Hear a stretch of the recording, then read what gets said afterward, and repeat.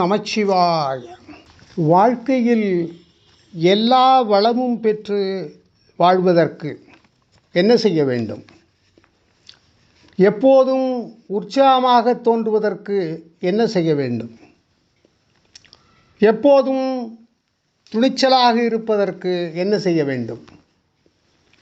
பலரும் நமச்சிவாயா சொல்வதையே மந்திரமாக, வாழ்க்கையின் தத்துவமாக கொண்டு விளங்குவார்கள். அதிகாலையில் எழுந்திருந்து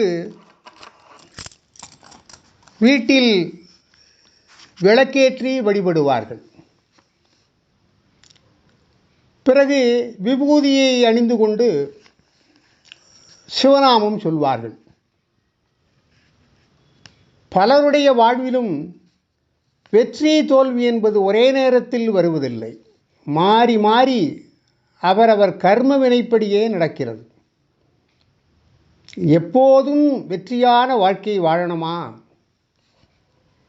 தினமும் விபூதி அணிந்து கொள்ளுங்கள். விதவிதமான ஆடைகள் அணிகிறோம். பல வகை வாசனை பவுடர்களை அணிந்து கொண்டு பணிக்கு செல்கிறோம். ஆனால் பலரும் நெற்றியில் விபூதி என்னும் திருநீற்றை அணிய வெட்கப்படுகிறார்கள். இந்துவாக பிறந்த ஒவ்வொருவரும், சிவநாமத்தை சொல்லும் ஒவ்வொருவரும் ருத்ராட்சம் அணிந்து கொண்டு விபூதி அணிந்துதான் காட்சியளிக்க வேண்டும். தினமும் திருநீர் அணிந்தால் தலைவிதி மாறும் என்கிறது கிரியாச்சாரம் என்ற நூல். தலைவிதியே மாற்றக்கூடிய சக்தி விபூதிக்கு உண்டு. விபூதி அணிபவரை பிரகாசமாக வாழ வைப்பதால் அதுக்கு பசிதம் என்று பெயர். விபூதி அணிபவருக்கு பாதுகாப்பாக இருப்பதால் அதை ரட்சை என்று சொல்வார்கள். விபூதி அணிபவரின் பாவங்களை களைவதால் அதை பஸ்மம் என்று சொல்வார்கள். விதியை மாற்றி ஐஸ்வர்யம் தருவதாக விபூதி என்றும் பெயர். நாயன்மார்களில் ஒருவரான திருமூலர்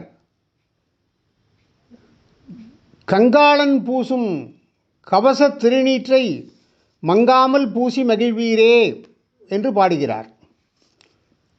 திருஞான சம்பந்தரும் இதன் பெருமையை திருநீற்றுப் பதிகத்தில் பாடியுள்ளார். மந்திரமாவது நீரு, வானவர் மேலது நீரு, தந்திரமாவது நீரு, சமயத்தில் உள்ளது நீரு, வெண் துயர் துடைப்பது நீரு என்று திருநீற்றின் புகழை, பெருமையை, மகிமையை, அது ரட்சை என்பதை ஞானிகள் நமக்கு உணர்த்தி இருக்கிறார்கள். அதையே நாமும் பின்பற்றி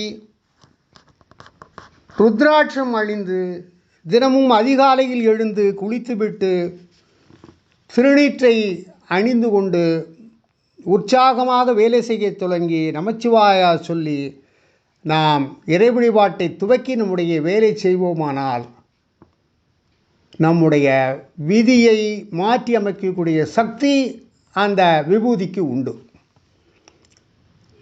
நம் அனைவருக்கும் வெற்றி நிச்சயம் என்ற நம்பிக்கையோடு விபூதி அணிந்து கொள்வீர். வாழ்க்கையில் வெற்றியடைவீர். எல்லாரும் எல்லாமும் கிடைக்க வேண்டும் என்று நமச்சிவாயா சொல்லி சிவபெருமானை வேண்டி முடிக்கிறேன். ஓம் நமச்சிவாய.